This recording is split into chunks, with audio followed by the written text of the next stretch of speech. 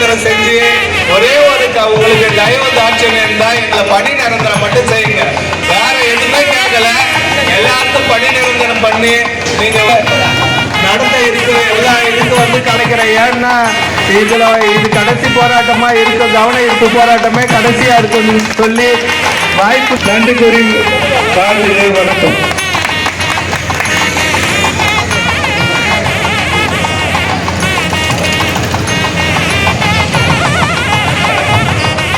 இளைஞர் குடிநீர்த்துறையின் செயலாளர் முனியன் அவர்களை பேச அழைக்கிறோம்.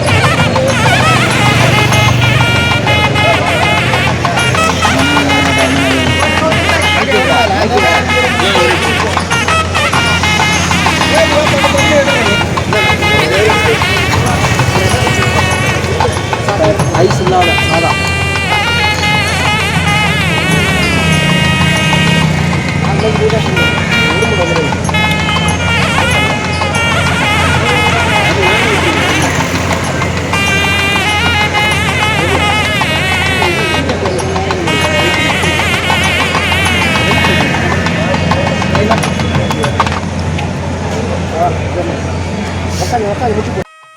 புதுவை பொதுப்பணித்துறையில் 1300 வவுச்சர் ஊழியர்கள் கடந்த 15 ஆண்டு காலமாக வேலை செய்து வருகிறார்.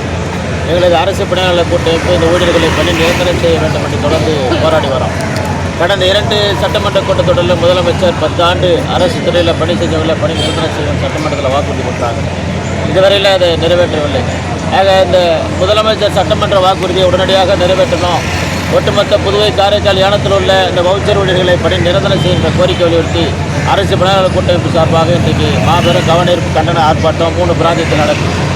முதலமைச்சர் உடனடியாக எங்களைப் போல புதுவை மாநிலம் முழுவதும் இருக்கக்கூடிய வவுச்சர் ஊழியர்கள், இங்கே தொகுப்பு ஊழியர்கள், கான்ட்ராக்டர் ஊழியர்களை சட்டமன்ற கொடுத்த வாக்குறுதியை நிறைவேற்றும் வகையில் உடனடியாக நிறைவேற்றும் சொல்லி இந்த போராட்டம் நடைபெறுது. ஆக முதலமைச்சர் இதை கவனத்தில் கொண்டு உடனடியாக அவர் கொடுத்த வாக்குறுதி நிறைவேற்றணும். இல்லை என்று சொன்னால் எங்களது அரசு பணியாளர் கூட்டமைப்பு சார்பாக தொடர் போராட்டங்களை நாங்கள் அமைக்க திட்டமிட்டுள்ளோம்.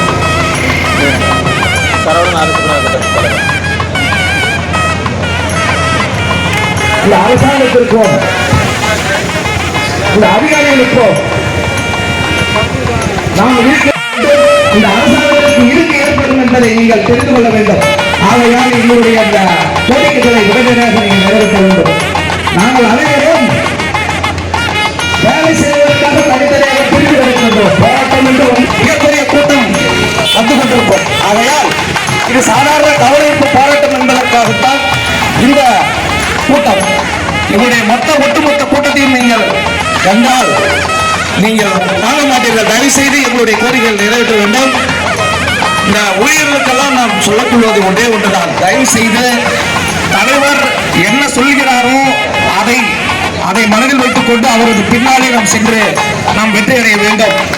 ஏனென்றால் நமது காலம் நமக்கு இருக்கக்கூடிய இந்த சட்டமன்ற தேர்தல் நடைபெற இருக்கின்ற காலம் குறுகிய காலம். ஆகையால் நமக்கு போதிய நேரம் கிடையாது. அதனால்தான் தலைவரே தயவு செய்து வாங்க, நீங்க போராட்டத்தை தொடங்குங்கன்னு சொல்லி நம்ம எல்லாரும் கேட்டோம். அதனால வந்திருக்கிறாரு. நாம கேட்ட தலைவர் வந்திருக்கிறாரு. நம்ம மீது அக்கறை ஒவ்வொன்றாக நிறைவேற்றிக் கொள்ள வேண்டும் குறுகிய காலத்திற்குள்ளாக. ஆகையால் போராட்டம் என்று ஒன்று வைத்தால் பணிக்கு யாரும் செல்லக்கூடாது, ஒதுக்கி நிற்க கூடாது, சொந்த வேலையில் பார்க்கக்கூடாது. அனைவரும் போராட்டத்திற்கு வர வேண்டும். போராட்டத்தில் ஒட்டுமொத்தமாக போராட்டத்தை நிரப்ப வேண்டும். நமது கோரிக்கையை நிறைவேற்றிக் கொள்ள வேண்டும். அதை தவிர்த்து மற்ற வேலைகள் செய்து கொண்டால் உங்களுக்கு இருக்கக்கூடிய எந்த ஒரு பாதிக்கும் அரசு பணியாளர் கூட்டத்துக்கு வராது. உங்களுக்கு நல்லா தெரியும். இனிமே எந்த சமாளிக்கிறது ஒரு சில அது போல தேவைகள் உங்களுக்கு புதிய சட்டத்துக்கு நமது தலைவருக்கு மிகப்பெரிய நலன் இருக்கிறது. நம்ம தலைவருக்கு மக்கள் மட்டுமே ஒரு நிலையில் இருக்காங்க. அத்தனை பேரும் சேர்ந்துதான் தலைவர் போராடுறாரு. அவர் கூட நம்ம நின்றுக்கலாம். முதல்ல உங்களுடைய சொந்த வேலை விட்டு அதுக்கு மிகப்பெரிய வழக்கத்தை தெரிவிச்சுக்கிறார். ஏன்னா போராட்ட குணப்படுத்தவர்கள் நீங்கள் மட்டும்தான். நீங்க எப்பொழுதுமே வரக்கூடியவர்கள் நீங்கள் தான். அதனால் உங்களுக்கு நன்றி தெரிவித்துக் கொள்கிறேன். இந்த கவனஈர்ப்பு போராட்டம் மிகப்பெரிய போராட்டமாக கூடிய சீக்கிரம் எங்களுக்கு நிறைவேற்றிக் கொள்ள வேண்டும் என்று இந்த அரசாங்கத்தையும் முதலமைச்சர் அவர்களையும் அமைச்சர் அவர்களையும் நான் தயவு கூர்ந்து கேட்டுக்கொள்கிறேன். என்றைக்கும் அரசாங்கத்திற்கும் இந்த அதிகாரிகளுக்கும் எதிராக நாங்கள் கேட்கிறோம். உறுதுணையான நண்பர்களும் தொழிலாளிகளும் உங்களுக்கு அமையாது. என்றைக்கும் நன்றி கடப்பட்டார்கள் இந்த அரசாங்கத்துக்கு. இந்த தலைவரும் இந்த கூட்டமைப்பு முழுக்க ஐயா அவர்களே லைவ் செய்ய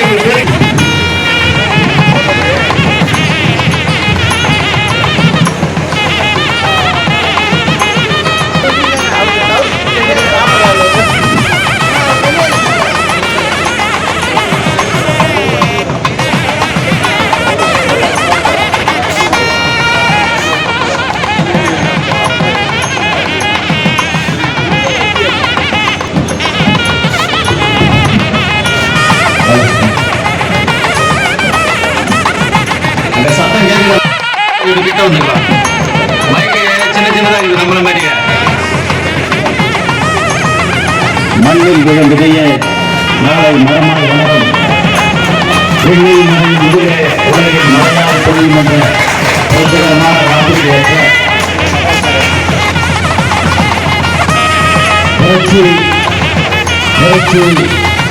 புரட்சி என்பதாலேயே இன்றைக்கு 18,000 ஊதிய வரையில புரட்சியே ஏற்படுத்தி புரட்சியை கொண்டு புரட்சியாலேயே நிரம்பி அரசு பணியாளர் கூட்டமைப்பு நடத்துகின்ற மாபெரும் கண்டன கவன ஈர்ப்பு ஆர்ப்பாட்டம். இந்த நேரத்தில் புதுவை, காரைக்கால், ஏனம் 3 பிராந்தியத்திலும் பணி நிரந்தரம் வேண்டி, தொழிலாளர் உரிமை வேண்டி செங்கொடியை உயர்த்தி பிடித்து 3 பிராந்தியத்திலும் ஒரே நேரத்தில், ஒரே நிமிடத்தில், ஒரே இடத்தில், ஒரே நோக்கத்திற்காக போராடும் சொன்னால் அது அரசு கூட்டமைப்பு மட்டும்தான். நம்முடைய கோரிக்கை என்பது யாரும் மறுக்க முடியாத நியாயமான கோரிக்கை. இந்த கோரிக்கையை போகக்கூடிய ஒரு வழிபோக்குற இடத்துல நீங்கள் எடுத்து சொன்னால் கூட ஐயோ இது நியாயமா, இதை இந்த நியாயத்தை கொடுக்க மறுக்கிறாங்கன்றத எல்லாமே கேட்பாங்க. 15 ஆண்டு காலம் 2010 இருந்து இன்னைக்கு 2025 முடிய போகுது. 15 ஆண்டு காலம் இந்த பொதுப்பணித்துறையில கடைநிலை ஊழியனாக வேலை செய்யக்கூடிய நம்முடைய ஊழியர்கள் இன்னைக்கு 1300 பேர். வாய்க்கால சுத்தம் பண்றோம், சாக்கடை அலறோம், மலை அலறோம், குடிநீர் விநியோகம் செய்யறோம், சாலை கட்டிடங்களை பராமரிக்கிறோம். அத்தனை வேலைகளையும் செய்யக்கூடிய நம்முடைய ஊழியர்களுக்கு இன்னைக்கு ஊழியர் பார்த்தா 18,000. இந்த 18,000 எத்தனை ஆண்டுகளாக? கடந்த 1 ஆண்டுகளாக 2 ஆண்டுகளாக அந்த 10-18 பேர் நம்ம கண்ணால பார்த்துருக்கோம். அதுக்கு முன்னாடி வெறும் 3000 ஊதியம். விழுப்புரம் போறவரா நீங்க? விழுப்புரம் போயிட்டு வர 3000 ஊதியத்திற்கு இந்த அரசாங்கத்திற்கு கர்மத்துக்கு வேலை செய்த ஒரு கூட்டம் சொன்னா நம்ம மட்டும்தான். போயிட்டு வந்தேன், காலையில் போயிட்டு வந்தேன். அரசு பணியாளர்கள், அரசு சேவையாளர்கள் சொல்லுவாங்க. உள்ள உட்கார்ந்து அந்த அதிகாரிகள் சேவையாளர்கள் பார்த்தா அவர்கள்லாம் சேவையாளர்கள். உண்மையான சேவையாளர்கள் சொன்னா அது நம்ம மட்டும்தான். இந்த அரசாங்கத்திற்கு மக்களுக்கு சேவை செய்கிறோம். சொற்ப சம்பளம் வெறும் 3000 வாங்கி கொண்டு நாள் முழுவதும் வேலை செய்யக்கூடிய, தன் குடும்பத்தை வரைத்துக் கொண்டு, தன்னுடைய சுக துக்கங்களை வைத்துக் கொண்டு, எல்லாத்தையும் வைத்துக் கொண்டு வேலை செஞ்சவர்கள் இந்த துறையில் சொன்னா நம்ம மட்டும்தான். அரசே வேலைன்னு சொன்னா அவருக்கு என்னப்பா அரசாங்க வேலை அப்படின்னு சொல்லுவாங்க. அப்படிதான் சொல்லுவாங்க அந்த நேரத்துல எல்லாம். அவருக்கு என்னப்பா அரசாங்க சம்பளம். ஆனா நம்மளை பார்த்து என்ன சொல்லுவோம்னா, ஐயோ அந்த கம்யூனிட்டி கடங்கனை முட்டிருப்பாரு, அவங்க 3000 காய்ச்சி இருந்தவன் அப்படின்னு சொல்லுவான். அவனுக்கு கடங்கனை முட்டிருப்பாரு, கடங்கடப்பை கொடுக்காத. இந்த நிலைக்கு நம்மளை கொண்டு வந்தது யாரு? இது நம்முடைய தப்பா? இது ஒட்டுமொத்த இந்த 1300 ஊழியர்களுடைய தப்பா? இந்த நிலையை நம்ம அமர்ந்திருக்கிறது இது அரசாங்கத்தினுடைய தவறு, அரசு அதிகாரிகள் செய்த தவறு, அரசியல்வாதிகள் செய்த தவறுனால இன்னைக்கு 1300 குடும்பம் தெருவில் உட்கார்ந்து. இல்ல நம்மளாம் என்ன நினைச்சோம்? நீங்க 100 நாள் வேலை திட்டத்தில் அமர்த்தும் போது என்ன நினைச்சோம்? நமக்கு முன்னாடி போனவங்க இப்படிதானே போனாங்க, நிரந்தரம் செய்தாங்க. அதான் நோக்கம் எல்லாருக்குமே. எல்லாருடைய நோக்கமா நமக்கு முன்னாடி 1990க்கு முன்னாடி 95ல 96ல 2000ல 2005 2006 2008 2009 வரைக்கும் அப்படிதானே போனா. இருக்கிற அத்தனை பேர் இங்க நிரந்தர அதிகாரியா இருக்கிறவன், நிரந்தர அலுவலா இருக்கிறவன், நிரந்தர ஊழியர்கள் எல்லாம் இப்படி போனோம் தானே. அது மாதிரி தான் நம்மளே வச்சிருந்தா நம்மள போனோம். ஆனா இந்த அரசாங்கம் இவர்கள் எல்லாம் நிரந்தரம் செஞ்ச இந்த அரசாங்கம் நம்ம நிரந்தரம் செய்து இதுவரையில மறுக்கு. ஆக இந்த நியாயத்தை கேட்டுதான் இன்னைக்கு நம்ம போராட்டத்தை துவக்கிட்டு இருக்கிறோம். நம்முடைய தொழிலாளர் தோழர்கள் இன்னைக்கு தெளிவாக செய்யலாம் மட்டும்தான் அடுத்தடுத்த கட்டத்தை அடைய முடியும். அது நமக்கு உதாரணம் நம்ம தான். இந்த அரசாங்கம் இதுவரையில் நமக்கு எந்த உரிமையும் கொடுத்தது கிடையாது. இந்த அரசாங்கம் தந்தை புரட்சியாளர் சேக்குவார் சொல்றார், புரட்சியாளர் பிடர் காஸ்டோ சொல்றார், புரட்சிய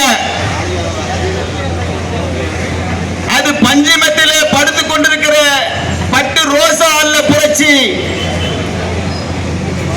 கரடுமுரடான பாதைகளை கட்டமைத்து வாழ்நாளை தேடி ஒருத்தவன் அடைகிறானே லட்சியம், அதுதான் புரட்சி.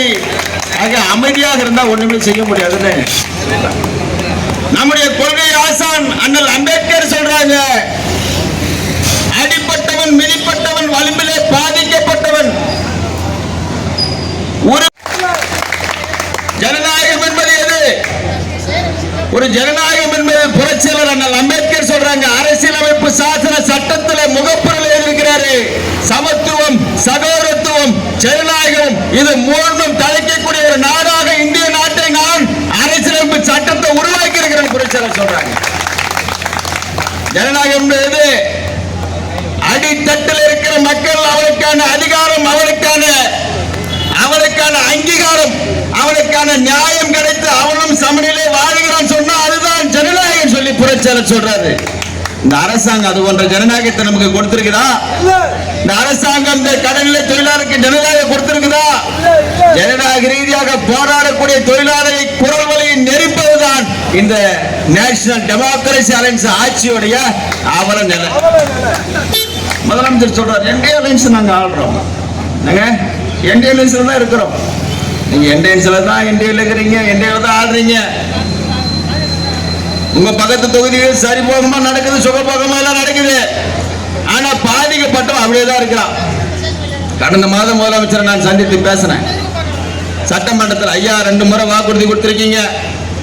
சட்டமன்றத்தில் நாங்கள் எனக்கு மட்டும் நாட் ஒன்லி பிடபிள்யூ ஒட்டுமொத்த ஊர் பாண்டிச்சேரியில் எங்களை போல பாதிக்கப்பட்ட அத்தனை பேருக்கு அரசு பணியாளர் கூட்டமைப்பு குரல் கொடுக்கிறோம். எல்லாரும் கேட்கிறோம், எங்களுக்கு மட்டும் கேட்கல. நாங்க பாண்டிச்சேரியில் 3000 பேர் இருக்கா, இதே போல குரலற்றவளா இருக்கிறான். அவனுக்கு பேச ஆள் இல்ல, அவன் குரலற்றவளா பரிதவித்து நிற்கிறான். ஆக எங்களுக்கான ஒரு நியாயத்துக்காக நாங்கள் குரலற்றவர்களை எல்லாம் ஒன்று திரட்டி ஒரு புரட்சியாளர்களை மாற்றி ஒரு இயக்கமாக இந்த அரசு பணியாளர் கூட்டமைப்பு நாங்க இருக்கிறோம். ஒட்டுமொத்த புதிருக்கு நாங்க குரல் கொடுக்கிறோம். நீங்க கருணையோட இந்த ஒட்டுமொத்த பணி நிரந்தரம் செய்யணும்னு நான் கேட்டேன். சட்டமன்றத்தில் வாக்குறுதி கொடுத்தீங்க. சட்டமன்ற வாக்குறுதி எல்லாம் எங்களுடைய என்டிஏ அரசாங்கம் நிறைவேற்றும் சொல்றீங்க. பத்திரிகையாளர் செய்தியாளர் சந்திப்பில் சொல்றீங்க. சட்டமன்ற அறிவிப்பு அத்தனையும் எங்களது என்டிஏ அரசாங்கம் செய்து முடித்திருக்குன்னு சொல்றீங்க. எங்க செஞ்சீங்க? ஏதாவது ஒண்ணு நீங்க எங்களுக்கு கொடுத்த வாக்குறுதி. இந்த புதிய மாநிலத்தில் இந்த தொழிலாளருக்கு சட்டமன்றத்தில் நீங்கள் அங்கே ஏற்றுக்கொண்டு அரசியல் சாசன அமைப்புப்படி நீங்கள் அங்கே பதவி ஏற்றுக்கொண்ட சட்டமன்றத்தில் பட்ஜெட் போட்டுத்தர சொன்னீங்க. 10 ஆண்டுகள் பணி முடித்து அரசு துறையில அரசு நிறுவனங்களில் வேலை செஞ்சவங்கள பணி நிரந்தரம் எங்களுடைய அரசாங்கம் செய்யும் சொன்னீங்களா? காப்பாற்றுனீங்க? சேர்ந்து முடிச்சீங்களா? உங்களுடைய தொகையில் இருக்கக்கூடிய 700 பேருக்கு பணி நிரந்தரம் செஞ்சீங்க. வேற ஒன்றும் செய்யல, வேற எதுவும் செய்யல. இந்த 1300 வவுச்சர் 2010 வந்தவன், உங்க தொகையோட 2013 வந்தவன், 3 வருஷம் பீரியட் வந்தவனுக்கு 40,000 சம்பளம் கொடுத்து அங்கீகாரம் கொடுக்கிற, இவங்களுக்கு நீ கொடுக்க மறுக்கிற. இந்த நியாயத்தை கேட்டா எங்களை ஜனநாயக ஆட்சி செய்யக்கூடிய இந்த அரசாங்கம் உறவரை நேரத்து சட்டமன்றத்தை உள்ள போனாலே போலீஸ் விட்டு அடிக்கிற, போலீஸ் விட்டு அடிச்சுட்டு நாங்க அடிச்சிருன்னு சொல்லி கேஸை போட்டு பொய் கேஸை போட்டு ஜெயிலுக்கு அனுப்ப நினைக்கிறேன். இதுதான் ஜனநாயக மரபுப்படி நீங்க செய்யக்கூடிய ஆட்சி. ஆக முதலமைச்சர் எங்களை தெருவில் நிப்பாட்டி இது போல பேச அனுமதிக்காம எப்படி நாங்களும் குரல் இல்லாம இந்த 1 வருஷம் கடந்து நீங்க சொல்றதை இப்படி செஞ்சுறீங்க நம்பிக்கையில் இருந்தோமோ அந்த நம்பிக்கைக்கு பாத்திரமாக நீங்க உடனடியாக செய்யணுன்றதான் இதோடைய நோக்கம். இது ஒரு கவன ஈர்ப்பு ஆர்ப்பாட்டம் தான். எங்க வாயை கிளறி விட்டுட்டீங்கன்னா தெரியும் உங்களுக்கு. நீங்க அனுபவப்பட்டவர் ஏற்கனவே தெருவா பேசுவோம், ஊர் ஊரா பேசுவோம். தொடர்ந்து பேசுவோம். வழக்கு போட்டாலும் வழக்கை உடைத்தெறிந்து மீண்டும் மீண்டும் அதே இடத்துல கொட்டுவோம். நீ தடல் ஏற்படுத்தினாலும் அதை உடை வழக்கு வாங்காமல் விடியாது கிழக்கு என்று போட இருந்த அரசு பணியாளர் கூட்டமைப்பினர் அதை மீண்டும் மீண்டும் நாங்கள் எழுவோம். அந்த நியாயமான உரிமை அங்கீகாரத்தை கொடுங்கன்னு தான் இந்த கவன ஈர்ப்பு ஆர்ப்பாட்டம். முதலமைச்சர் சட்டமன்றத்தில் நான் கேட்கிறேன், எம்டிஎஸ் கால் இடம் இன்னைக்கு 1500 வந்து போச்சு ஐயா. இருக்கிற ஊழியர்களும் 1500 பேர் தான் இருக்கிறாங்க. நீங்க ஒட்டு மொத்தமாக இந்த எம்டிஎஸ் ஊழியர் போட்டுறது எம்டிஎஸ் தான். இது மாதிரி தான் எல்லாத்தையும் ஆசை கட்டி செஞ்சுருக்கிற நீ. இது மாதிரி தான் எல்லாத்தையும் நீ ஆசை வளர்த்து செஞ்சுன்னு இருக்கிற. அது மேலே ஆசை கட்டாத, அது மேலே செய்ய முடியாது. எந்த அதிகாரி ஒத்துக்க மாட்டான். அதெல்லாம் உங்க தாத்தா இருக்கிறாங்க, அதிகாரியா இருக்கிறான், அவளை எவனும் ஒத்துக்க மாட்டான். நீ சட்டம்லாம் பேசுவ, சட்டம்லாம் இன்னொரு காட்டுறதா எல்லாம் ரைட்டு தான், நீ அறிவாளி தான், நான் ஏற்றுக்கிறேன். ஆனால் யாரும் அங்கே ஒத்துக்க மாட்டான், எந்த அதிகாரி ஒத்துக்க மாட்டான். நீதிமன்றம் உத்தரவு இருக்குது. என்ன உத்தரவு இருக்குதுங்க ஐயா? தான் பாருங்க, நான் ஒரு உத்தரவு வாங்கியிருக்கிறேன். மத்திய அரசாங்கம் சொல்லுது, உச்ச நீதிமன்றம் சொல்லியிருக்குது, ஒரு காலண்டர்ல 240 நாள் ஒரு ஆண்டுக்கு ஒரு ஊழியன் வேலை செய்தான் என்றால் அவனை மறுநாளே நிரந்தரம் செய்ய வேண்டும் என்று மத்திய அரசாங்கம் உச்ச நீதிமன்றம் சொல்லியிருக்கு. பாருங்க, ஏற்கனவே உத்தரவு இருக்குது. இந்த உத்தரவை மேற்கோள் காட்டி நான் ஒரு மறு உத்தரவு பெற்று வந்திருக்கிறேன். 240 நாள் எங்கால எல்லாம் முடிச்சுட்டா. இன்னைக்கு 3 ஆண்டு 4 ஆண்டு தொடர்ந்து அரசு கருவூலம் மூலமாக வேலை வாங்கி சம்பளம் வாங்கி இருக்கிறான். அது எங்களுக்கு முழு ஆதாரம் இருக்குது. நீங்க ஒரு கொள்கை முடிவு எடுத்து செய்யலாம். அதெல்லாம் ஒத்துக்க மாட்டாங்க. கவர்னர் ஒத்துக்க மாட்டார், அவர் கைது போட மாட்டாரு. என்னங்க பண்றது? எல்லாம் வயசாகி போச்சு, எல்லாம் போராட்டம் செய்யணும் சொல்றான். நீங்க ஏதாவது செய்வீங்கன்னு சொல்லி நம்பிக்கிற நானும் அமைதியா இருங்கப்பான்னு சொல்லி இருக்கிறேன். நீங்க இது மாதிரி முடியாது அப்படியே இருக்குன்னு சொன்னா என்னங்க? அது என்ன பண்ண முடியும்? அப்படியே தான் போகணும். நீ போராட்டம் பண்ண எல்லாரும் வாரி வெளியே போட்டுருவாங்க. போராட்டம் செஞ்சா எல்லாரையும் வாரி வெளியே போட்டுருவாங்க. இப்படிதான் 5 வருஷமா நீயும் போட்டுன்னு இருக்கிற. வாரி வெளியே போடுற, நாங்களும் உள்ளதான் இருக்கிறோம். அரசு பன்னாரால கூட்டமைப்பு என்ற ஒரு அமைப்பு இருக்கின்ற வரையில ஒரே ஒரு நபரை உன்னால் அசைத்து பார்க்க முடியாது. இந்த புதிய மாநிலத்தில் இந்த அரசு இந்த அரசு துறை அதிகாரிகளுக்கு நான் சவால் விடுகிறேன். ஒரே ஒருத்தரை தொட முடியாது. என்னுடைய கூட்டமைப்பு இருக்கின்ற வரையில புதுவை காரைக்கால் யாத்திரை ஒருத்தரை தொட்டு பார்க்க முடியாது உங்களால. நீங்க நினைக்கலாம் ஏதோ ஒரு 500 பேர் தண்ணி நிற்கிறான்னு. ஒரு பாதிப்புன்னு சொன்னா 5 நிமிடத்தில் 500 பேரை கூட்டக்கூடிய ஒரு ஆற்றல் வல்லமே எங்க அரசு பணியாளர் கூட்டமைப்புக்கு உண்டு. நீங்க மறுப்ப என்ன? அடுத்த நிமிடம் காரைக்கால் ஏறி குதிராடுவேன், ஏகத்தில் வெடிச்சு செதறான்னு சொல்லுவேன், 3 பிராந்தியத்தில் கட்டளையிடுவேன், கடுமையான போராட்டத்தை ஏற்படுத்தும், நெருக்கடி கொடுப்போம் அரசாங்கத்துக்கு. ஆக உடனடியாக எங்களது குரலுக்கு மதிப்பு கொடுத்து நியாயம் எங்களுக்கு செய்ய வேண்டியது நியாயம். 5 வருஷம் உழைப்பு வாங்கியிருக்கிற நீ சொல்லு. ஏன்னா தர்மத்துக்கு எவனாவது ஒரு அதிகாரிங்க, இங்க இருக்கிற அதிகாரி நான் கேட்கிறேன், எவனாவது ஒருத்தவன் ஒரு 10 வருஷம் ஒரு 3000 சம்பளம் நான் செய்ய சொல்லிப்போம். முதல்ல ஒரு 10 வருஷம் சர்வீஸ் பண்ணு, ஒரு 3000 தான் ஒரு சம்பளம். இந்த பொதுப்பணித்துறை அதிகாரி யாரோ ஒருத்தனை செய்ய சொல்லு, ஒருத்தனை செய்ய சொல்லு. ஒரு பண்டிகை வருது, தீபாவளி பண்டிகை வருது, ஒரு 1000 ரூபாய் கொடுங்க, ஏதோ இனிப்பு படாசு வாங்கி சாப்பிடுவாங்க. 5 வருஷம் வேலை செஞ்சான்னு சொல்றேன். அது மாதிரி கொடுக்க முடியும்? அது மாதிரி கொடுக்குறது ஏதாவது இடம் இருக்குது? எங்க இடம் இருக்கணும்? மனசுல இடம் இருக்கணும். உனக்கு கொடுக்குறன்ற இடம் மனசுல இருந்து தளர்மா கொடுக்கலாம். நான் சொல்றேன், மத்திய அரசாங்க சட்டம் சொல்லுது, உச்ச நீதிமன்றம் சொல்லுது, சம வேலைக்கு சம ஊதியம் கொடுத்து ஆகணும். அதனை கொடுக்க மறுக்கலாம் குற்றம் சொல்லுது, உச்ச நீதிமன்றம் சொல்லுது. அப்ப உச்ச நீதிமன்றத்தை நீ மீறியா? உச்ச நீதிமன்றம் பணி நிரந்தரம் செய்யறது காத்துல போச்சு. மத்திய அரசுடைய குறைஞ்சபட்ச சட்டக்கூலி 27,000 கொடுக்கணும் சட்டம் சொல்லுது. இன்னைக்கு 27,000 கொடுக்கணும், குறைஞ்சபட்ச கூலி கொடுக்கணும். இன்றைக்கு 4 அம்ச சட்டத்தை நிறைவேற்றிருக்குது மத்திய அரசாங்கம். இதெல்லாம் பார்த்துருப்பீங்க செய்தியில. அருமையான சட்டம். பல பேர் அதை ஏற்க மறுப்பான். அது வியாபாரி ஏற்க மறுப்பான். நியாயமான சட்டங்கள் எல்லாம் என்ன சொல்றான்? ஒரு நபரை நீ தனியார் வேலையில ஒரு நாள் நீ வேலைக்கு சேர்த்தனா அதே தினத்தில் அவனுக்கு அப்பாயின்மெண்ட் ஆர்டர் கொடுக்கணும். அவனுக்கு வேலைக்கு சேர்ந்ததுக்கான ஆதாரத்தை நீ கொடுக்கணும். நீ என்ன பண்றீங்க? 5 வருஷமா எங்களை எல்லாரையும் கட்டி வச்சிருக்கிற, வேலையை வாங்கிக்கிற, உனக்கு தேவையான பூரா சரி பண்ணிக்கிற, இருக்கிற அதிகாரிக்கு பெஞ்சு தொடைக்கிறதுல இருந்து அவர் காலை பிடிக்கிறதுல கை பிடிச்சி எல்லா வேலையும் செஞ்சுக்கிறீங்க. இந்த அரசாங்கம் எப்படி இருக்குன்னு சொன்னா, நம்ம கொச்சியா பேசணும்னு சொன்னா, உன்னை வச்சுன்னு வாழ்வேன், ஆனால் தாலி கட்ட மாட்டேன். ஓகே, உன்னை வச்சுக்கின்னு உங்களை நான் அண்ணன் கூத்தியாலான்னு சொல்றாரு. அதை மாதிரி நான் வச்சுக்கின்னு குடும்பம் பண்ணிக்குவேன். காலத்துக்கு உனக்கு அடையாளம் கொடுக்க மாட்டேன், அங்கீகாரம் கொடுக்க மாட்டேன். உன்னை தாலி கட்டி என்னுடைய மனைவி ஏற்றுக்க மாட்டேன். என்னுடைய மனைவியாக உன்னை நான் அங்கீகரிக்க, உலகறிய, இந்த மாநிலம் அறிய உன்னை அடையாளப்படுத்த மாட்டேன். ஆனா உங்களை பூரா உழைப்பு பூரா வாங்கிக்குவேன். உன்னை இப்படியே தான் வச்சுன்னு இருப்பேன். 4ஆம் தரமாக தான் வச்சுருப்பேன், 3ஆம் தரமா 2ஆம் தரமா வச்சுன்னு இருப்பேன். நான் ஊழியரை சொல்றேன், 2ஆம் தரம் 4ஆம் தரம் 3ஆம் தரம் ஊழியரா இதை மாதிரி வச்சிருப்ப உனக்கு அங்கீகாரம் கொடு. அப்படிதானே? அதானே உண்மைங்க, அதானே உண்மை. 5 வருஷம் வேலை செய்யற, 5 வருஷம் ஒருத்தர் வீட்டில் வச்சுன்னு இருக்கிற. ஊடுனா என்ன? ஒரு அரசாங்கம் என்ன? அரசாங்கத்தில் வேலை செய்யறவங்க அரசு ஊழியர் தானே, உன் குடும்பம் தானே எல்லாம். அரசாங்கத்தில் வேலை செய்யணும், அரசு ஊழியர்கள் பூரா அரசாங்கத்துடைய குடும்பம். எல்லாரையும் வச்சு வேலை செய்வேன், ஆனால் அங்கீகாரம் மறுப்பேன், அங்கீகாரம் கொடுக்க மறுக்கிறேன். இது என்ன நியாயம்? இது இந்த நியாயத்தை நம்ம கேட்டாகணும். ஒவ்வொருத்தனுக்கும் இந்த புரிதல் இருக்கணும். மத்திய அரசாங்கம் சொல்லுது, நம்ம இன்னைக்கு கடந்த முறை போராட்டம் செஞ்சோம். பொதுக்குழுவில் 1000 பேர் கையை வைத்து சபதம் எடுத்தோம். 1000 பேர் கையை வெட்டி சபதம் எடுத்தோம். 10 கோரிக்கைகளை இந்த அரசாங்கம் நிறைவேற்றணும். இதை நாங்கள் தீர்மானமாக நாங்கள் ஏற்றோம். இந்த தீர்மானத்தை அரசாங்கம் நிறைவேற்றலாம். எந்த நிலைக்கு, எந்த எல்லைக்கு அரசு பணியாளர் கூட்டமைப்பு போகும், இதை நிறைவேற்றணும் சொல்லி 10 தீர்மானங்களை, 10 கோரிக்கைகளை நாம நிறைவேற்றணும்.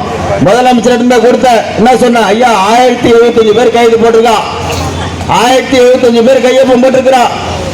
இதெல்லாம் எங்க இருக்கிறான்? யாகத்தில் இருக்கிறான், வர முடியல. எல்லாமே கையெழுத்து போட்டு சொல்லியிருக்கிறான். என்ன சொல்லியிருக்கிறாங்க? சம வேலைக்கு சம ஊதியத்தை இந்த அரசாங்கம் நிறைவேற்றணும் எல்லாம் கேட்கிறாங்க. மத்திய அரசோடைய குறைஞ்சபட்ச கூலியை போடணும்னு சொல்றாங்க. முதலமைச்சர் என்ன பண்ணார்? பார்த்து இன்சல் பண்ணி இந்த தலைமை பொறியாளருக்கு அனுப்புனாங்க.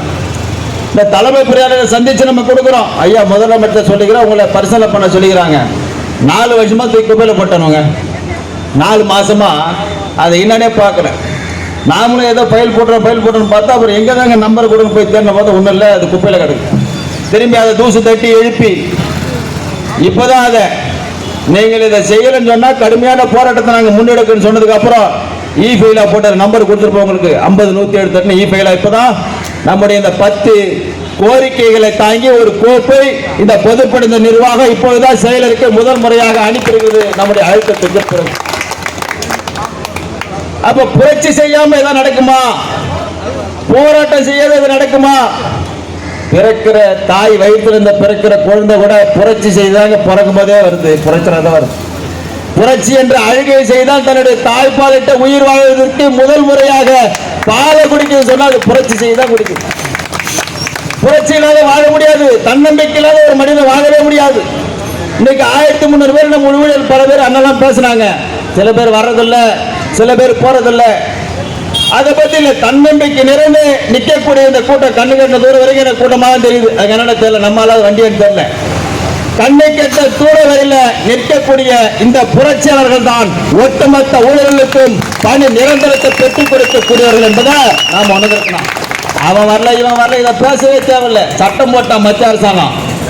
தலைவரை சொன்ன கேட்டீங்களா? சட்டம் போட்டான். என்ன சட்டம் போடுறாங்க? 100 பேர் இருந்தா அவன் 51 பேர் வச்சிருக்கிறான், சங்கமே பண்ண முடியாது. அதுதான் 10 மற்ற பேரை ரத்து பண்ணு சொல்லிட்டு மத்திய சட்டம் போட்டாங்க. ஒரு அருமையான சட்டம். 1300 பேர் ராத்திரி பௌலமா புள்ள குட்டியெல்லாம் வச்சு நம்ம அழுதுன்னு உட்காந்து இருப்போம். அங்கீகாரத்தை கேட்டு. ஆனா 4 பேர் 3 பேர் போய் என்ன பண்ணுவான்?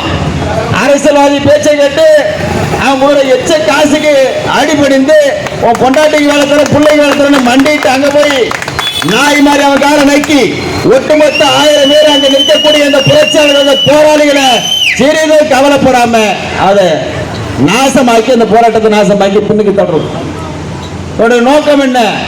அந்த நேரத்தில் அந்த அரசியல்வாதி போடுற பிச்சைக்கு, அந்த எச்சைக்கு ஆசைப்பட்டு ஒட்டுமொத்த தொழிலாளருடைய உரிமையை, நமக்கு கிடைக்க வேண்டிய அங்கீகாரத்தை, அவனுக்கும் அவனுடைய குடும்பம் அவனுடைய தலைமுறை வாழ்வதற்கு நாம் போராடக்கூடிய அந்த போராட்டத்தை சீர்குலைக்க நோக்கம். இனி நடக்குமா? நீ அது மாதிரி நடக்குமா? அடிச்சு சேவல பிச்சு பார்க்க விடலாம். உனக்கு யாரு உனக்கு கொடுத்தது? எப்படி நீ எப்படி வச்சிருக்கிற? எத்தனை பேர் சுத்துறீங்க? 4 பேர். எங்க பார்த்தாலும் 4 பேர் தான் சுத்துவான். நீ எப்படி தெரித்தி விட்டு திரும்பி வந்தாலும் அப்படியே வந்தாலும் இப்போ ஒரு 4 தடவை நம்ம ஒரு 4-5 பேர் வந்துட்டான். 4 பேர் அதை தாண்டி போக முடியாது. நம்முடைய அரசு பணியாள கூட்டமைப்பு, நம்முடைய தொழிலாளர் ஒரே ஒரு ஒற்றுமை என்னன்னு சொன்னா, காதல வாங்கிட்டா ஒருத்தனும் போக மாட்டான். இது கூட்டமைப்பு, உன்னுடைய கூட்டமைப்பு, நீ உருவாக்கின கூட்டமைப்பு, ரத்தம் சிந்தி வேர்வை சிந்தி போராட்டத்தால உருவாக்கின உன்னுடைய அமைப்பு இது. நாளைக்கு நீ சரவணா இருப்பான், நாளைக்கு 7 ஓட்டு இருந்துட்டே இருப்பான். யாரோ ஒருத்தர் இதுல இருப்பாங்க. இது அரசியல் இயக்கம் கிடையாது. ஐயா வந்து ஓட்டு போடு, ரங்கசாமிக்கு வந்து ஓட்டு போடு, அவருக்கு வந்து ஓட்டு போடு, காங்கிரஸ் ஓட்டு போடு, இதுவரையில அரசியலாக பேசி ஒரே ஒரு நபரை கூட நம்முடைய அரசு பிரதமர் கூட்டமைப்பு இதில் பயன்படுத்த உனக்கான அமைப்பு, உன்னுடைய உரிமையை பெறுவதற்கு மட்டும்தான் இந்த அமைப்பு இருக்கும். உனக்கு ஒரு பிரச்சனையா நிற்கும். நேற்று தான் நம்முடைய ஆளை சொன்ன மெசேஜ்ல கூட அந்த பாலத்தில் போட்டு சாவுல தூக்கி மண்டையில போடுறான். MTS நிரந்தர ஊழி அடிக்கிறான்.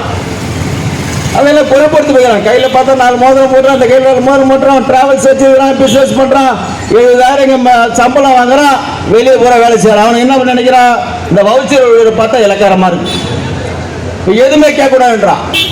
ஏதாவது ஒன்று ஏற்று, ஐயா நீங்களும் கொஞ்சம் சாமி செய்யுங்களா வேலைன்னு சொன்னால் ஏற்று போகிறான். என்ன வேலை செய்ய சொல்லி தூக்கி சவுல எடுத்து கையில் போட்டு கை ஓட்டிக்கிறான்.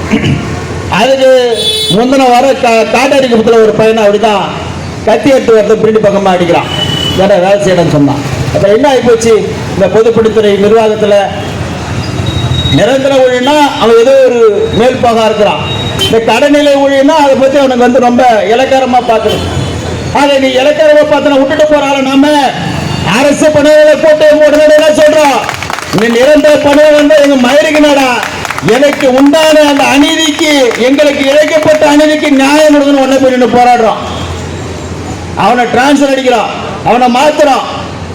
யாரால முடியுது? தனிப்பட்ட 4 பேர் 3 பேர் செஞ்சு முடியுமா? முடியாது. அரசு பணியாளர்களை கூட்டமைப்பு என்ற ஒட்டுமொத்தவருடைய அமைப்பு இருக்கும்போது அவங்களுக்கான பாதுகாப்பு நம்முடைய தோழர்கள் தெளிவா புரிஞ்சுக்கணும். தனிநபர் சாலையில போனா விபத்து, இன்னைக்கு 1000 பேர் நாம் சேர்ந்து போனா அது போக்குவரத்து நிறுத்தம். அதை நீங்க யதார்த்தத்தை உணர்ந்துக்கணும்.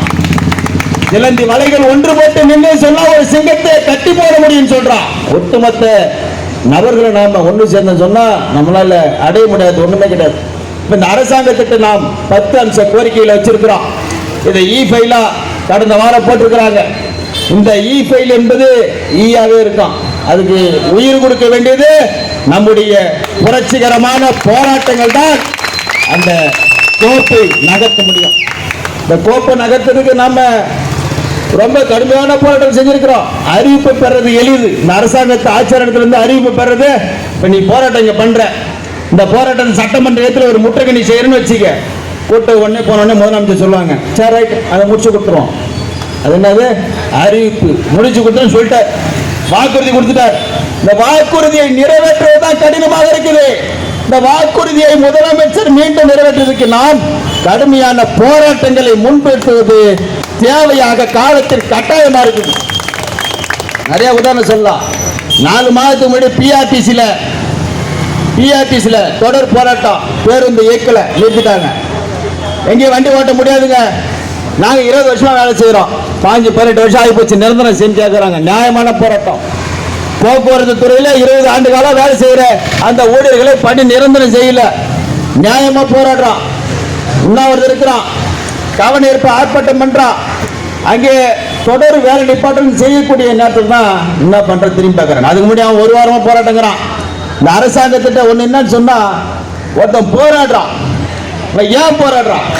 இன்னைக்கு காவல்துறை எத்தனை பேர் இருக்கிறாங்க, உளவு பிரிவு இருக்குது, உளவு துறை வச்சிருக்கிறீங்க. ஒரு மாநிலத்தில் என்ன நடக்குது, என்ன குற்றம் நடக்குது, என்ன போராட்டம் நடக்குது, இதெல்லாம் ஆய்வு செய்ய, இதெல்லாம் கண்காணித்து எடுத்து போய் அரசாங்கத்துக்கு கொடுப்பாங்க. அவங்க பணியை அவங்க செய்வாங்க. செய்ய மாட்டேன், நான் இந்த உளவு பிரிவு குறை சொல்ல வரல, போய் கொடுப்பாங்க. அதை எடுத்து என்ன கூட பார்க்கறது, தூக்கப்பையில் போடுறது. ஏங்க இந்த மாதிரி அங்கே ஒரு 1000 பேர் போராட்டம் பண்ணுறாங்க, இந்த மாதிரி இந்த செய்தி, இந்த கோரிக்கை வச்சு முன்னெடுக்கிறாங்க, போய் கொடுப்பாங்க, தூக்கப்பையில் போடுறது. ஒரு அரசாங்கத்துக்கு என்ன பண்ணணும், டெய்லி காலையில் பத்திரிகை செய்தியில் எங்கெங்க பிரச்சனை இருக்குது இதை பூரா கண்காணிக்கணும். யார் யார் என்ன பிரச்சனைக்கு போராடுறான் கூட்ட அந்த அரசு அதிகாரியை மற்றவங்க யாரை கூட்டு கேட்கணும். ஏதோ ஒரு நியாயமான நிர்வாகத்துக்கு முறை.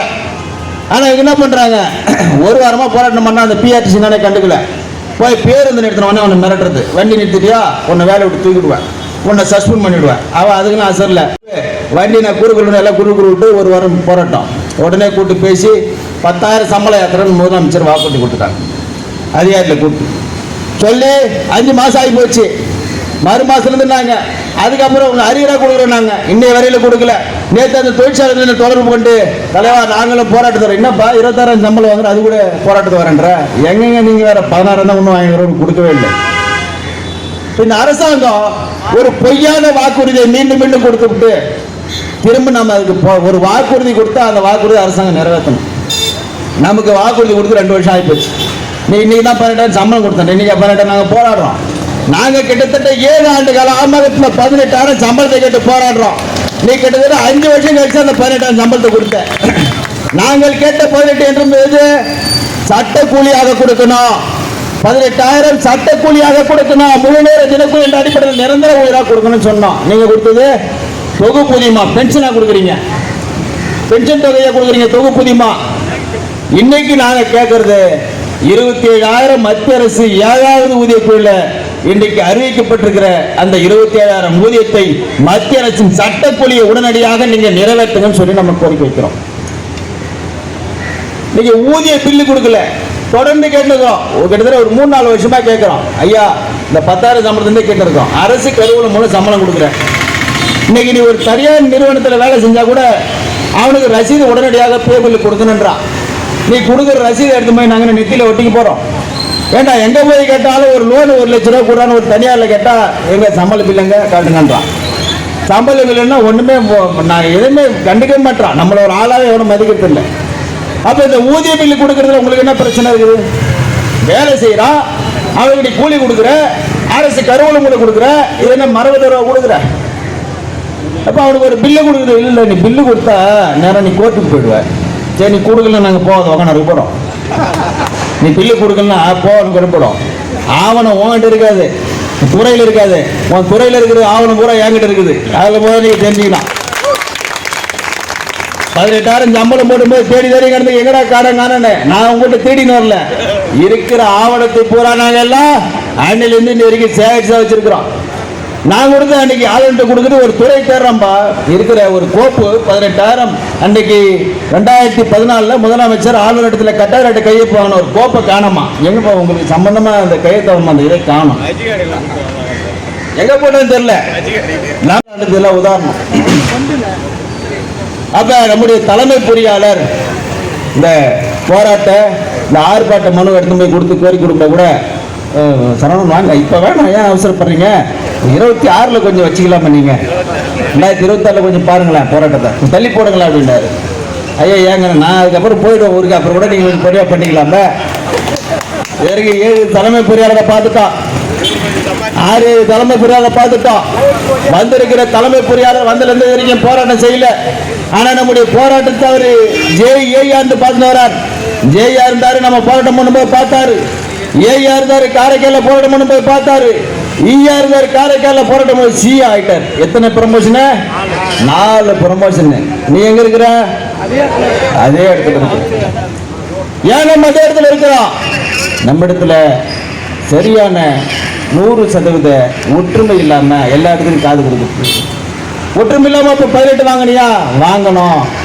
எங்களிடத்துல உறுதியாக உண்மையாக நிற்கக்கூடிய தோழர்களை கொண்டு இந்த 18 ரூபாய் வரல இன்றைக்கு உயர்த்திருக்கிற அரசு பணியாளர்களை கூட்டம் ஒட்டுமொத்தமா ஒற்றுமையாக இருந்தா நாளையே இதை நம்மால் உறுதியாக 100% இந்த பணி நிரந்தரத்தை என்பதை நம்மளால பெற முடியும். அதை நாம அந்த ஒற்றுமை ஏற்படுத்தணும்.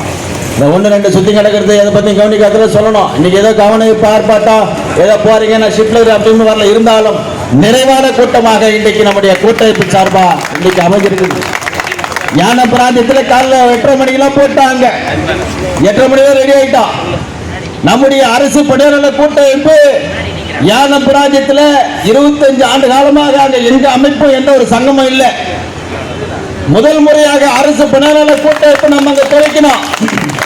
இன்னைக்கு இருக்கக்கூடிய எம்பிசிஎல்ல இருந்து எம்பிஎஸ்ல இருந்து அத்தனை பேரும் அரசு பணியாளர் கூட்ட தலைமையை ஏற்று ஞான பிராந்தியத்தில் நமக்கு ஆதரவாக உட்கார்ந்துருக்கிறார். ஆனா புதுவை மாநிலத்தில் இந்த காரைக்காலில் பாரு, இந்த எம்பிஎஸ்ல இங்க இருக்கிறவங்கள பாரு, நீ தொடர் போராட்டம் பண்ணு வச்சுக்க, அது வரைக்கும் இப்பெல்லாம் வேலைக்கு வர மாட்டான். வேலைக்கு வர எல்லாம் பிசினஸ் பார்த்துட்டு இருப்பான், எவனும் வேலைக்கு வர மாட்டான். ஆனால் நீ தொடர் போராட்டம் இந்த குடிநீர் பிரிவுகள் தொடர் போராட்டம் பண்ணும்போது பார்த்துன்னு சொன்னா ஒருத்தன் அவனால நடக்க முடியாது, நவர முடியாது, வந்து அங்கேயே படுத்து 3 ஷிப்ட்லாம் பார்ப்பான். அவன் என்ன சொல்லணும்? அவனுக்கு மனசாட்சி இருந்தா இந்த நிரந்தர ஊழியர்கள் இந்த நிரந்தர அதிகாரி என்ன சொல்லணும்? ஏன்பா அவன் வந்து போராட்டத்துக்கு போயிருக்கிறான், நாங்க வேணா ஒரு 2 நாள் பார்ப்போங்க, அதுக்கு மேல எங்களால் பார்க்க முடியாதுங்க, நீங்க அவங்களை போராட்டத்தில் பேசுங்க, அவங்க என்ன நியாயம், அவங்க நியாயத்தை கேளுங்க, அவங்க உரிமையை கேளுங்க, கொடுங்க. பாவம் அவங்களுக்கு ஒரு நாள் வேலை செய்யணும்ல, அது அங்கீகாரத்தை கொடுத்து அவங்கள கூடுவாங்க. இல்லை நாங்கள் அவங்க டியூட்டி நாங்கள் பார்க்க மாட்டோம் சொல்லணுமா? அதெல்லாம் உண்மை, அதான ஒரு மனசாட்சி உள்ள. ஆனால் இங்கே இருக்க என்ன பண்ணுவான்? இல்லை அவங்கள அப்படியே இன்னும் 4 நாள் போச்சு அவங்க வேலை விட்டு எடுத்துருவாங்க. அவங்க வீட்டு இருக்கட்டும் இப்படின்ற இருக்கிறான். இவனுக்கு பறிஞ்சு கட்டி நம்மால் போய் அவனுக்கு இல்லை இன்சார்ஜ் கோச்சுக்குவார், அவர் கோச்சார் இவர் கோச்சார் இருக்கிறவனா இருக்கிறான். தெளிவாக நம்முடைய தோழர்கள் புரிஞ்சுக்கணும். நமக்கான ஒரு வாய்ப்பு, ஒரு சரியான சந்தர்ப்பத்தில் நம்முடைய அரசு பணியாளர் கூட்டமைப்பு காத்திருங்க. அந்த சந்தர்ப்பம் வரும், அந்த சந்தர்ப்பத்தை நோக்கி நம்ம காத்திருப்போம். ஆக ஒரு சரியான தீர்க்கமான முடிவை நம்ம எடுப்போம். ஆக நம்ம முடிவெடுத்த சொன்னா அதுல உறுதியாக நின்று போராடுவோம். அதுவரையில காத்திருப்போம். நமக்கான களம் அமையும். ஏதோ போய் காட்டு பிராண்டித்தனமா நம்மால் ஊந்து அடி வாங்கிட்டு வரதெல்லாம் இல்லை. 15 ஆண்டு காலம் நம்மை செதுக்கி பல தோல்விகளை கண்ட நம்முடைய கூட்டமைப்புக்கு நமக்கு படிப்பின பாடம் நிறைய இருக்கு. சரியான சந்தர்ப்பத்தை நோக்கி நம்ம களத்தை அமைப்புன்னு சொல்லியிருக்கிறோம். சரியான சந்தர்ப்பத்தில் இந்த களத்தை அமைச்சிருக்கிறோம். இது உனக்கான களம், உனக்கான நிரந்தரத்தை உண்டாக்கக்கூடிய களத்தை இன்னைக்கு துவக்கிருக்கிறோம். 3 பிராந்தத்தில் இன்னைக்கு துவக்கிருக்கிறோம். இந்த களம் நிச்சயமாக உனக்கான பணி நிரந்தரத்தை பெற்றுக் கொடுக்கும். அதற்கான முயற்சியை முன்னெடுப்பை அரசு பணியாளர் கூட்டமைப்பு எடுக்குதுன்னு சொன்னா அந்த ஒத்துழைப்பை முழுமையாக நீ அதுல கொடுத்து நின்று சொன்னா உறுதியாக நம்ம இதுல வெற்றி அடையலாம். நம்ம கேட்கக்கூடிய நியாயம் 1200 காலியிடம் இருக்குது. கிட்டத்தட்ட ஒரு வருஷத்துக்கு முன்னாடி நான் சொன்னேன், இந்த காலியிடம் முழுவதும் விற்பனைக்கு தயாராகி கொண்டிருக்குது. தயாரா இருக்கணும். 10 லகரம் போவோமா? ஒன்னு 10 லகரன்றான். 10 லகரம் முக்கியமா உனக்கு இனமா கொடுக்கறது முக்கியமான்னு பார்க்கறான். அரசு பணியாளர் கூட்டமைப்பு இங்க இருக்கின்ற வரையில் தான் அதுல ஒரே ஒருவரை நிரப்ப முடியாத ஒரு தடையா நின்று கொண்டிருக்கிறான். இல்லைன்னு சொன்னா நிரப்பு. அப்ப அதை நிரப்பணும். நிரம்பாக விட்டு போடுவீங்களா? நிரப்பணும். யாரை கொண்டு நிரப்பணும்? ஒட்டுமொத்த நம்முடைய ஊழியர்களை கொண்டு நம்ம அதை நிரப்பி ஆகணும். அதை நம்ம உறுதியாக எல்லாரும் உறுதியாக நின்று அதில் உறுதியாக நம்ம எல்லாருக்கும் பெற்றுக் கொடுக்க முடியும். இல்லை ஏன் நம்ம முதலமைச்சர் சொன்ன மாதிரி அன்னைக்கு சொன்னார், நீ போய் நீதிமன்றத்தில் எல்லாருக்கும் ஒரு ஆர்டர் வாங்கிட்டு வந்துடு அப்படின்னாரு. ஏறி இருக்கிற நம்முடைய அண்ணன் சபாநாயகர் சொல்கிறாங்க, ஏன்பா எவனே கேச போடுற, எவனே கைகால ஆச்சு உடச்சி இங்கே இதுன்னு வந்து போட மாட்டேறீங்க, அவனை கேட்க மாட்டேங்க. ஊர் வளர்த்து இருக்கிற முறை தான் கேஸ் போடுறான். எல்லாம் உதச்சுனுங்க எங்களால் இப்படி அங்கங்கே சண்டை போட்டு சங்க போய் 30 வழக்கு போட்டீங்க. இது இருக்கக்கூடிய என்ஆர் அரசாங்கம் தான் 19 வழக்கை நம்ம மேலே போட்டது பூரா இந்த அரசாங்கம் தான். இன்னைக்கு கோர்ட்டுக்கு நடந்துக்கிட்டே சரியா இருக்குது. ஆக உண்மைகளை கேச வாங்க சொல்றீங்க. இந்த அரசாங்கத்துடைய நோக்கம் என்ன? இந்த அரசாங்கத்தை எதிர்த்து உங்களுடைய தொகுதியில் 700 பேரை நிரந்தரம் பண்றீங்க. அதை எதிர்த்து ஒருத்தன் கேச போடுறான். நீ என்ன பண்ண? கூட்டி அவனை ஏங்க வா, உனக்கு என்ன வேணும்? யாரு மாரி பண்ற? அதிகாரம் உங்க கையில் இருக்குது. ஆட்சி நீங்க செய்றீங்க. அவனை மிரட்டி ஒன்னால 700 பேர் வாழ்க்கை பாதிக்குது, ஒட்டுமொத்த மாநிலத்தை வாழ்க்கை பாதிக்குது. அவனை தூக்கி போட்டு மிதிக்குது. நீ செய்யாத அந்த வேலையை என்ன கூட்டு அவனை அடி, அவனை உத, அவனை கைகால உடனா சரி, அவனை அடிச்சு கைகால உடைக்கிறான். இன்னொருத்தன் வந்து போடுவான், அவனை அடிச்சுக்கிறேன். அடியால் வேலை செஞ்சுக்கிறோம். எல்லாரும் வச்சிருக்கிறது எங்களுக்கு வேலை. அரசாங்கம் நீ கொள்கை முடியும் என்ற அதிகாரம் உன் கையில வைத்துக் கொண்டு நீ அவனடி இவனடின்ற அதிகாரம் உன் கையில் இருக்குது. ஆட்சியை மக்கள் நாங்க கொடுத்துருக்கிறோம். உனக்கு என்ன கொடுத்துருக்கிறோம்? ஆட்சியை கொடுத்துருக்கிறோம். இப்ப நீங்க என்ன செய்யணும்? ஒரு கொள்கை முடிவு எடுக்கணும். கொள்கை முடிவு எடுக்கிறீங்க. எதுக்கு எடுத்திருக்கிறீங்க? இன்றைக்கு மாநிலம் முழுவதும் பார்களை ரெஸ்டோ பார் என்ற கலாச்சார சீரழிவு எடுப்பது கொள்கை முடிவு எடுக்கிற அரசாங்கம் கொள்கை முடிவு எடுக்குது. இவங்களுக்கு இந்த ஆளுநருக்கு ஏன் முரண் ஏற்படுது? கொள்கை முடிவு எடுக்கிறாங்க. எதுக்கு எடுக்கிறாங்க? கலாச்சார சீரழிவு திட்டங்கள். இன்னைக்கு தெருவுக்கு 2 மாறு, தெருவுக்கு 2 மதுக்கடை.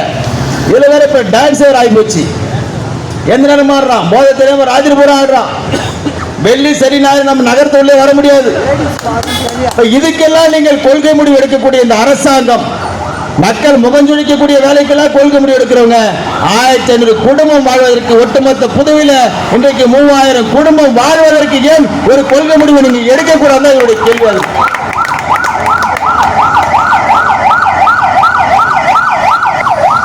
முதலமைச்சர் நம்ம வைக்கக்கூடிய இந்த ஆர்ப்பாட்டத்துடைய கவனஈர்ப்பு ஆர்ப்பாட்டத்துடைய கோரிக்கை என்பது உடனடியாக சட்டமன்றத்தில் மற்ற மாநிலங்களில் ஒடிசா அரசாங்கம் கொடுத்த ஒருத்தர் 2 பேர் இல்லை, 57,000 பேரை ஒரே நாளில் ஒரிசா அரசாங்கம் இதே போல தான். இதே போல அரசியல்வாதி என்ன பண்றான்? பேட்ச் 2000 3000 வச்சுட்டான். எல்லாரையும் கான்ட்ராக்ட் அடிப்படையில் அந்த அடிப்படையில் வச்சுட்டான். மாநிலம் பூரா பெரிய பிரச்சனை. அந்த ஊழியர்கள் பாதிக்கப்பட்ட கிளர்ச்சி இருந்து எல்லாம் போராட்டத்தை நடத்துறாங்க.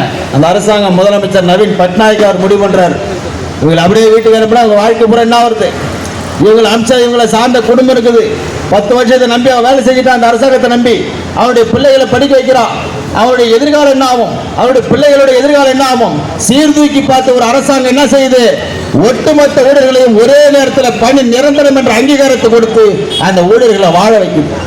அந்த அரசாங்கம் ஒரு சட்டம் போடுது, இனி வரும் காலங்களில் இது போன்ற கொள்ளைபுரமாக நாங்கள் அமர்த்த மாட்டோம் சொல்லி அரசியல் கெசட்ல திருத்தம் செய்து இனி ஒரு முறை நாங்கள் திருத்திக்கிறோம், நாங்கள் அனுமதி கொடுங்கன்னு சொல்லி அந்த அரசாங்கம் அந்த நல்ல காரியத்தை செஞ்சு ஒட்டுமொத்த ஊழியர்கள் கட்டி.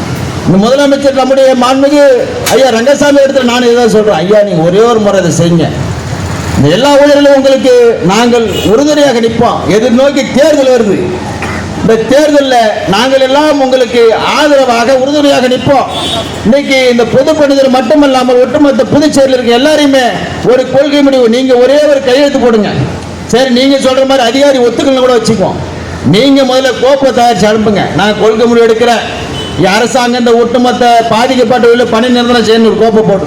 கவர்னர் போடலையா, அவரை நோக்கி இந்த புதிய மாநிலத்தில் இருக்கிற ஒட்டுமொத்த பாதிக்கப்பட்ட ஊழலை திரட்டி போய் நான் போராட்டம் பண்றேன், உனக்கு ஆதரவாக நான் போராட்டம் பண்றேன், எந்த அதிகாரி தடுக்கிறான்னு அவரை நோக்கி போராட்டம் பண்றேன், உங்ககிட்ட நான் வரவே மாட்டேன். அதுக்கப்புறம் கொள்கை முடிவை இந்த அரசாங்கம் என்டிஏ அரசாங்கம் ஒட்டுமொத்த பாதிக்கப்பட்ட ஊழியர்களுக்கு பணி நிரந்தரம் என்ற கொள்கை முடிவை எடுக்குது, நீ மட்டும் எடு, நாங்க எப்படி என்ன பண்ணணும் மட்டும் பாரு.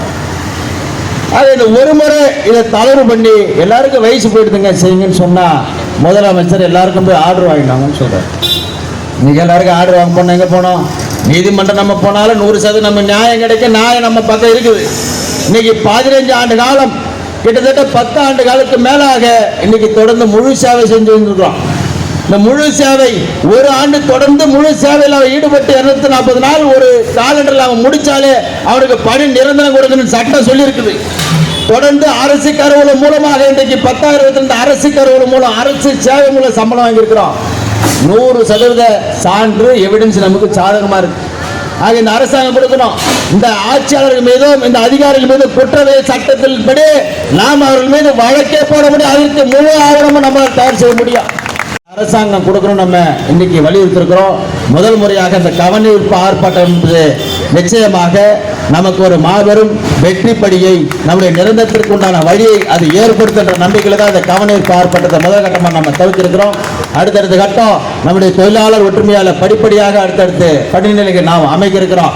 நம்முடைய இலக்கு, நம்முடைய திட்டமெல்லாம் வருகின்ற டிசம்பர் மாதம் இதற்குள் இந்த ஒட்டுமொத்த 1300 ஊழியர்களும் அரசு பணியாளர் கூட்டமைப்பின் தலைமையில் எம்டிஎஸ் ஊழியர்களாக பணி நிரந்தரம் செய்தார்கள் என்ற வரை நாம் தொடர் போராட்டங்களை அமைச்சு தொழிலாளர் ஒற்றுமையோடு இது உறுதி செய்யணும். இதெல்லாம் நீங்க நெஞ்சில இதை முழுவதுமாக தன்னம்பிக்கையாக ஏற்றுக்கணும். நம்முடைய இலக்கு வர டிசம்பர் மாதம் தான். ஜனவரி பிப்ரவரி இறுதியில் தேர்தல் அறிவிப்பு வந்துடும்.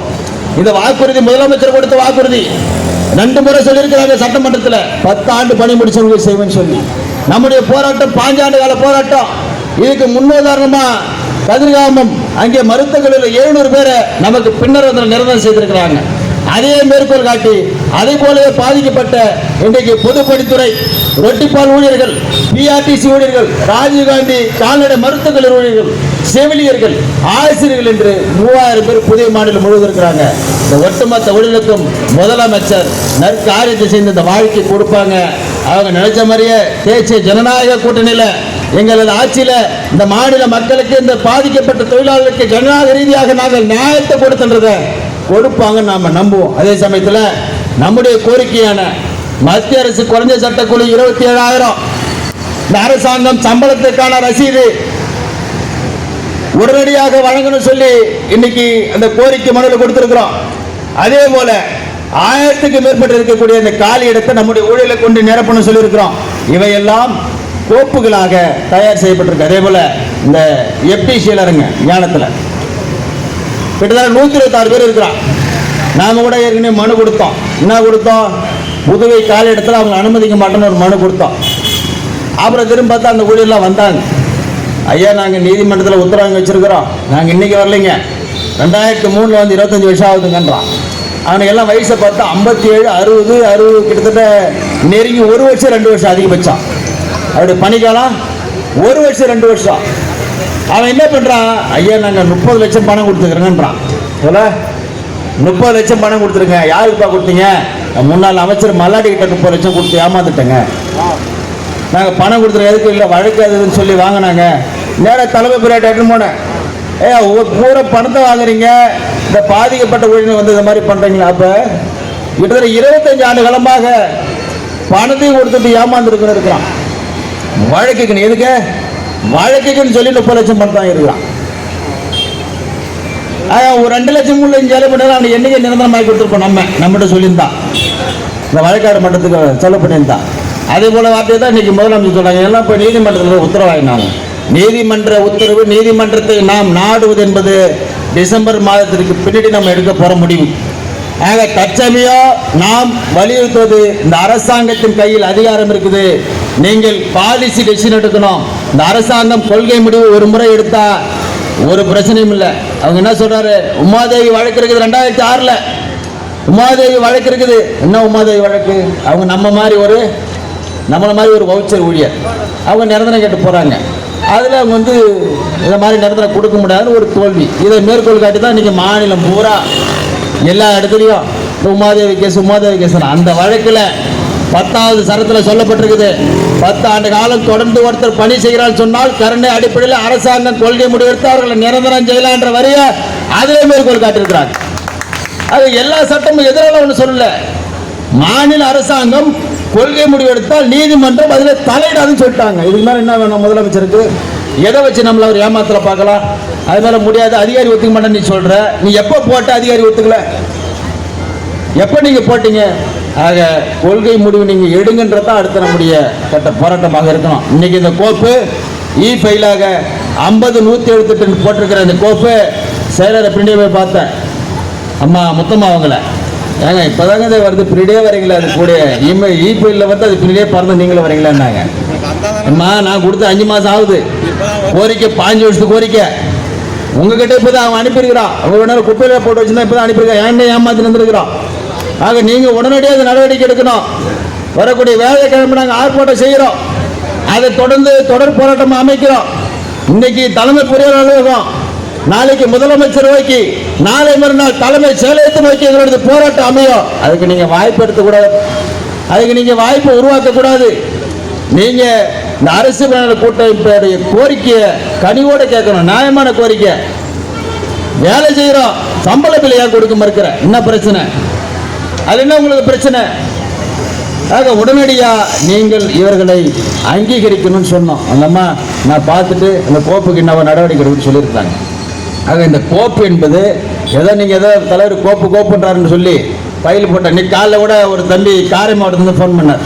போராட்டம் ஆரம்பிக்கிறாங்க, என்னப்பா எல்லாம் ரெடி ஆகிட்டீங்களாப்பா? தலைவரை இப்போ தான் ஒரு எம்பி சொல்லிட்டு போகிறான். இப்போ உங்களுக்கு எல்லாம் நல்லது நடக்குதாம்மா? ரெடியாக இருக்குதா? உங்களுக்கு எல்லாம் நல்லது ரெடியாக இருக்குதாம்மா? ஏதோ சொன்னாங்க, கேள்விப்பட்டேன். எங்கள் எம்எல்ஏ கூட சொன்னாருன்னு. இதை தான் சொல்லுவான்.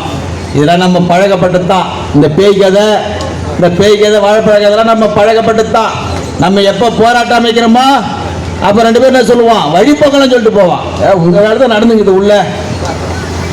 ஜேஆர் கூட சொல்லுவான், வேம்பா தேவையில்லாத அங்கே அந்த காரை மாவட்ட எஸ்சி சொன்னாராம், போராட்டத்துக்கு நம்முடைய கூட்டம் எப்படி போய் அறிவிப்புறாங்க, ஐயா இது மாதிரி கண்டன ஆர்ப்பாட்டம் செய்ய போகிறேன் எங்கள் தலைவர் சொல்ல சொன்னாங்க.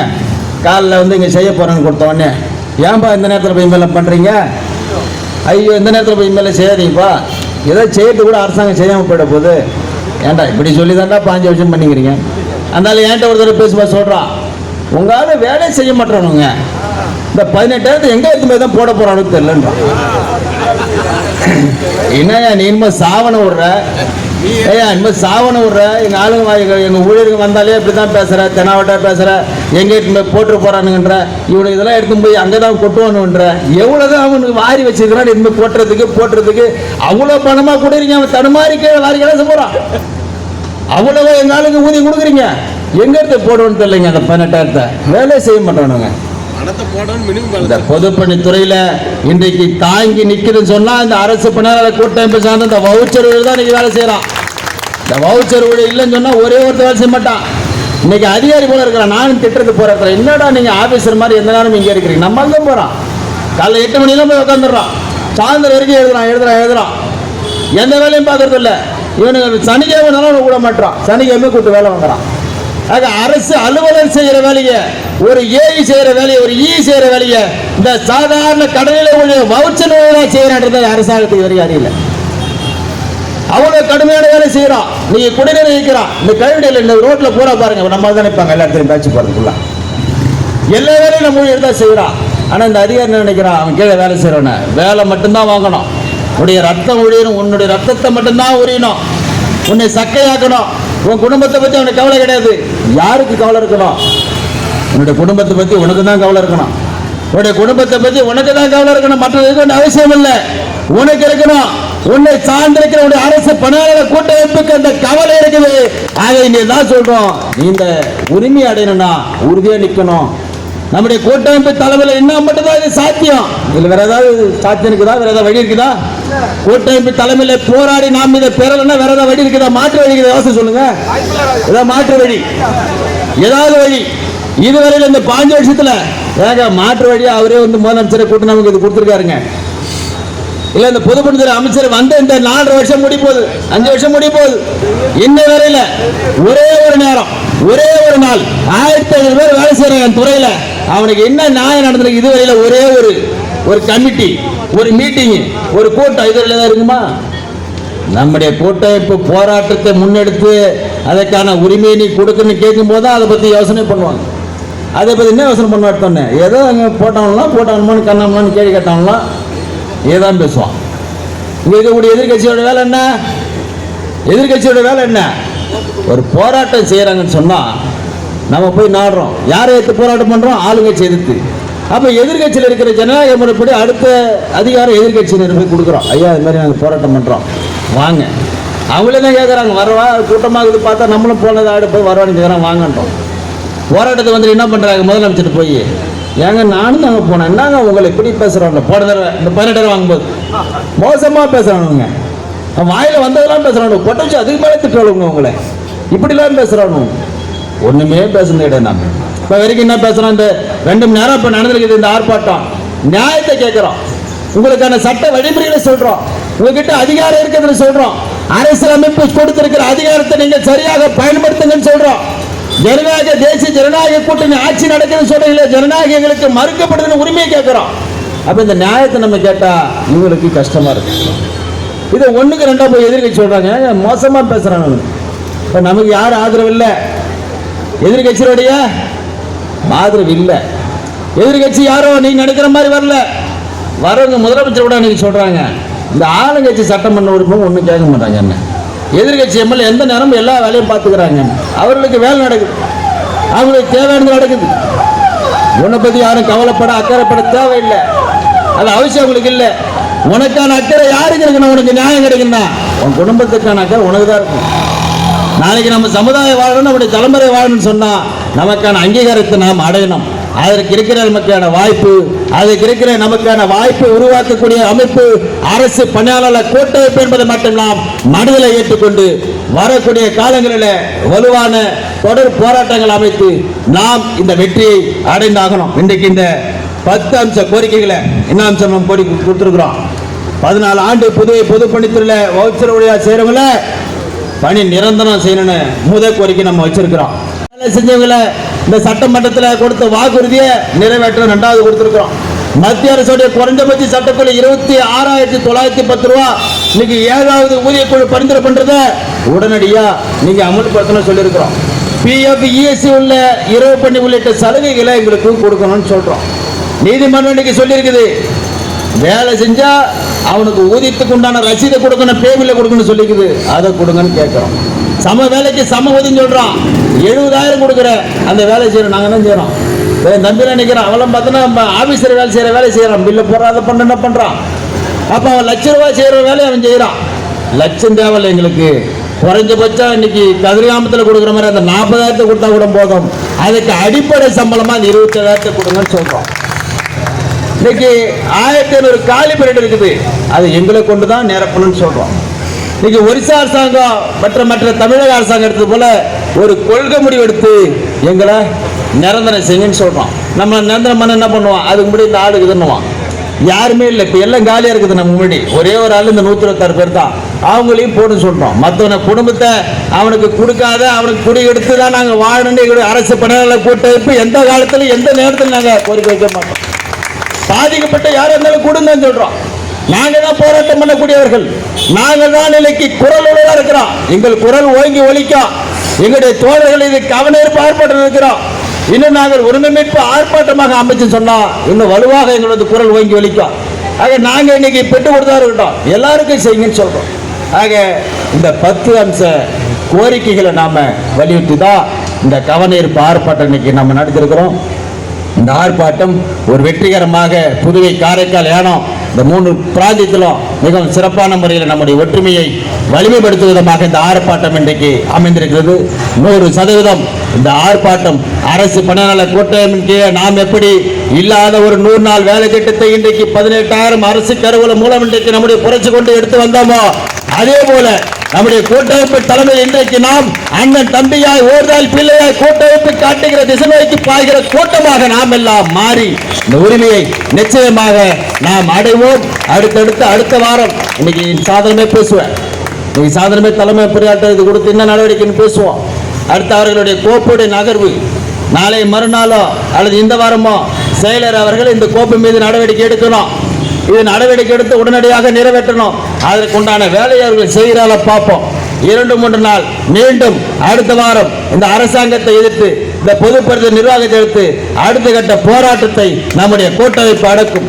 இதே போல டிசம்பர் இறுதிக்குள்ளாக பணி நிரந்தரம் என்ற உரிமையை அரசு பணியாளர் கூட்டமைப்பின் தலைமையில் ஒட்டுமொத்த ஊழியர்களுக்கும் கிடைக்கக்கூடிய வேலையை நாம் நிச்சயமாக எடுப்போம். அரசு பணியாளர் கூட்டமைப்பு, அரசு பணியாளர் கூட்டமைப்பு, தொழிலாளர் ஒற்றுமை, தொழிலாளர் ஒற்றுமை. நிறைவாக நன்றி சொல்லு.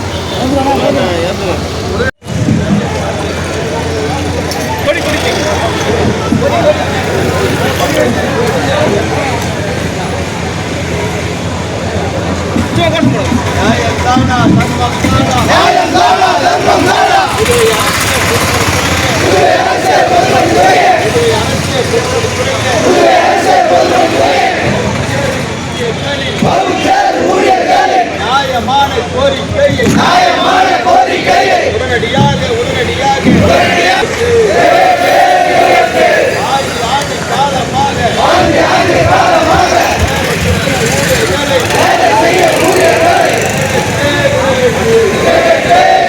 அனைவருக்கும் மனமார்ந்த நன்றி. இங்க வந்து